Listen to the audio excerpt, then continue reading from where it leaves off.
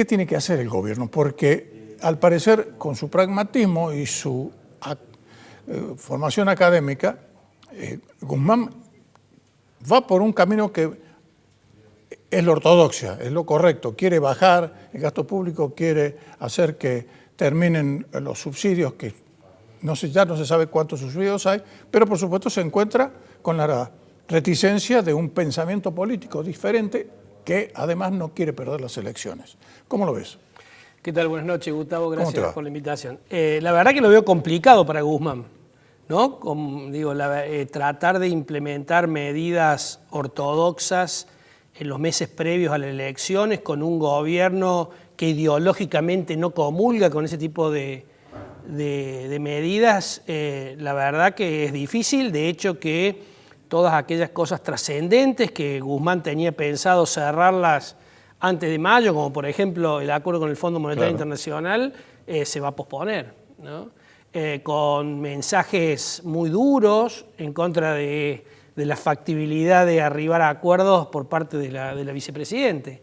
Entonces digo, difícil para Guzmán, difícil que logre el incremento de tarifa que tenía pensado a los efectos de generar una menor presión de subsidios a las arcas del Estado, difícil que de intensificarse esta segunda ola en tema de COVID no aparezca la demanda de nuevos subsidios tipo IFE. Si bien el IFE han dicho que no va a volver, pero va a volver algo parecido. Es que es inevitable, mira, porque si toman las medidas que hay que tomar, inevitablemente, como por ejemplo, todo el sector gastronómico del espectáculo, todo aquel que está afectado por este cierre a partir de la hora 23, indudablemente eso afecta muchos intereses de gente que, para colmo, estaba con el agua al cuello, bajó un poquito, pudo respirar, pero de nuevo ya lo han sumergido directamente. Sí, claro, y te diría que en algunos sectores están peores que cuando esto empezó el año anterior, porque están endeudados. Claro. Muchas empresas se endeudaron para poder pagar sueldos, muchas empresas se endeudaron para capital de trabajo. Y ahora lo cierto es, sin ir más lejos, todas las empresas vinculadas a los servicios gastronómicos, hoteleros y demás, se endeudaron para readecuar sus instalaciones a las medidas de COVID y demás. Así que, digo, esto le va a generar una demanda adicional de subsidios. En el caso de las empresas, algo parecido a un ATP, porque el repo 2 es muy puntual, para algún sector muy puntual, pero probablemente si se intensifica la pandemia habrá que recurrir a algún tipo de esas ayudas, y por otro lado alguna ayuda para los trabajadores informales si es que no pueden seguir trabajando como hasta ahora. De hecho, que ya tienen dificultades para transportarse, por ejemplo, en el Gran Buenos Aires. Sí, efectivamente. Y Cava. Claro, aquí en Córdoba no, porque no tenemos restricciones hacia la circulación, pero en buena parte del país, inclusive, hay una disimilitud en la forma en que se está aplicando esta norma en diferentes lugares, y hay gente que está realmente muy, muy mal, ¿no? Así que, digo, para Guzmán difícil, para el gobierno difícil, para los argentinos difícil, salvo por dos grandes ventajas que hemos tenido durante la pandemia, o suerte, digamos, y es uno, el precio de la soja, que seguramente después los especialistas te hablarán a detalle con eso. Sí, efectivamente, porque está con nosotros Juan Manuel Garzón, quien es investigador específico en este tema del IRAL. Enseguida vamos a estar, después que terminemos de charlar con José. Y el otro es la decisión del Fondo Monetario Internacional de ampliar en 650.000 millones de los derechos especiales de giro, que a la Argentina le corresponden aproximadamente 4.400 millones de dólares. En un momento como este, la verdad que es maná del cielo. Eso es maná del cielo, y creo que son las dos grandes cosas que le han permitido al gobierno tener aire para llegar a las elecciones, por lo menos en términos de tipo de cambio, un poco más cómodo, ¿no? Claro, y esta cifra inconcebible cuando uno la ve en los diarios, 141 el dólar paralelo, y se está acercando a los 160 el contado con liqui, es decir, el dólar, digamos así, el normal, que no es el blue.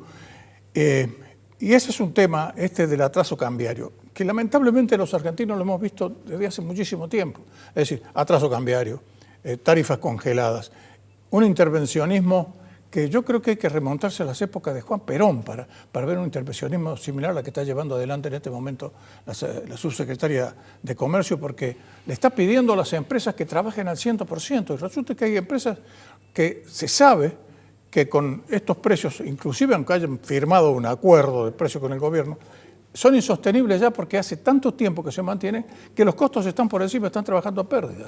Sí, así es. Yo creo que este tema del intervencionismo sobre los precios y ahora pidiéndole las funciones de costo a las empresas es realmente un muy mal mensaje para los empresarios, muy mal mensaje para la inversión.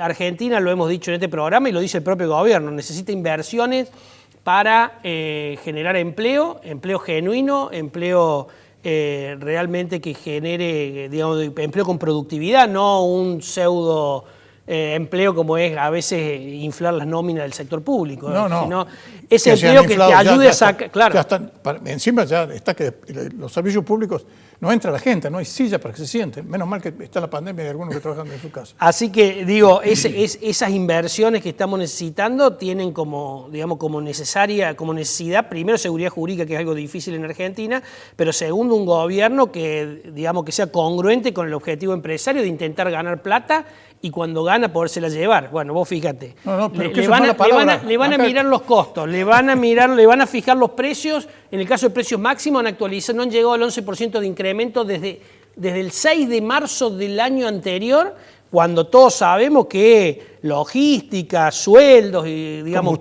combustible ha incrementado mucho más que eso, arriba del 30%, del 40%. Las naftas en 40%. Pero por otro lado, ahora digamos, el gobierno también desea intervenir en las funciones de costo, analizar las funciones de costo de la empresa. Digo, ya se están metiendo en decisiones que no son para nada pro inversión, y si a esto le sumamos que un gobierno que dice que tiene que exportar ahora está poniendo objeciones a la exportación de carne si los precios siguen aumentando, digo, la verdad que el mensaje... Carne, maíz y harina. Bueno, el mensaje para las empresas es muy malo, es decir, che, vení, invertí acá que por ahí podés producir. Ya vamos a ver a qué precio podés vender. Y si podés vender al exterior, vamos a ver por cuánto tiempo. Y además, si llega a tener utilidades, no te lo voy a dejar girar, digamos. Bueno, es todo un combo bastante difícil, si bien ahora han dicho que las inversiones nuevas van a dejar girar las utilidades, pero digo, un combo muy difícil para generar inversiones que generen producción y que generen empleo en Argentina, ¿no? Y por ende,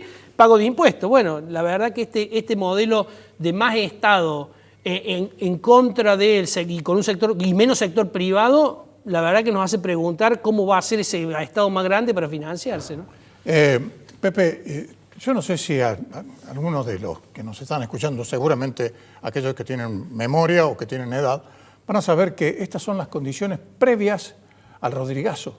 Exactamente así estábamos. Es decir, dólar atrasado, presión impositiva. En aquel entonces, por lo menos, no existían las retenciones a la exportación.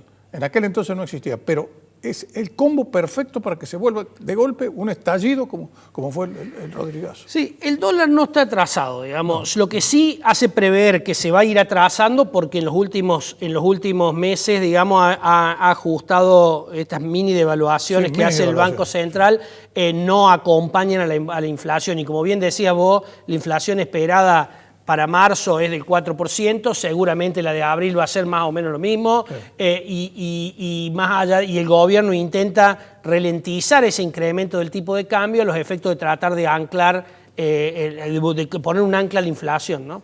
Pero hoy, digo, el tipo de cambio todavía no es una mala noticia, aunque sí es una preocupación.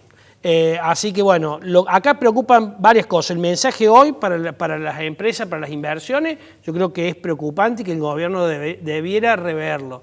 Y por otro lado, el día después de las elecciones. ¿Qué va a pasar el día después de las elecciones? Claro. Vamos a sincerar todo lo que se va a maquillar para llegar a las elecciones sin aumento de tarifa, con un dólar quieto, con, digamos, precios tratándolo de manejar aunque no lo puede manejar, o ¿Y eso lo vamos a abrir o no? ¿O vamos a seguir tratando de estirar por los próximos 2 años hasta que esto explote solo? Porque si explota solo va a ser algo bastante feo, como ya estamos acostumbrados a ver los argentinos. Bueno, vos decías el Rodrigazo, pero y podríamos decir también algunos otros eventos que los argentinos tenemos experiencia. Sí, tuvimos todos. Después tuvimos el Corralito. Mira, tenemos de todos esos eventos explosivos. Sí, nos faltaba la pandemia y también la tuvimos, claro, así que ¿no? ya tenemos todo. Lo único que nos vino de afuera fue lo de Lehman Brothers, pero después todo lo demás es consecuencia nuestra.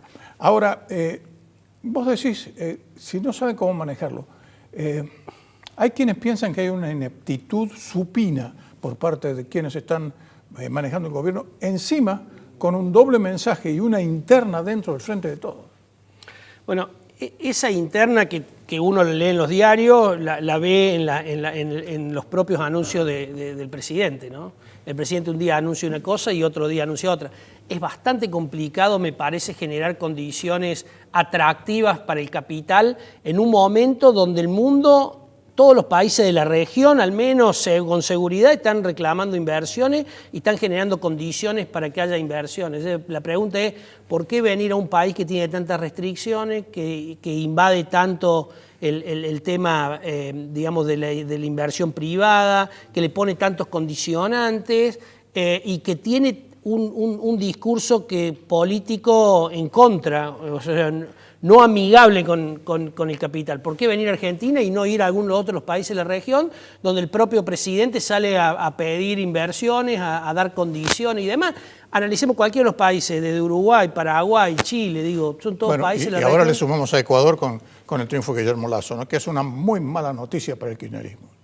Sí, creo que para la región una buena noticia, a punto tal que hoy los bonos argentinos, por efecto rebote, mejoraron de manera significativa gracias al triunfo de Lasso. Sí. Bueno, Pepe, como siempre, nos resulta corto el tiempo para conversar contigo. Pero ya lo sabemos, el año es largo y vamos a seguir invitándote en cualquier momento. Muchas gracias. Muchísimas gracias a usted por la invitación. Que tenga buenas noches.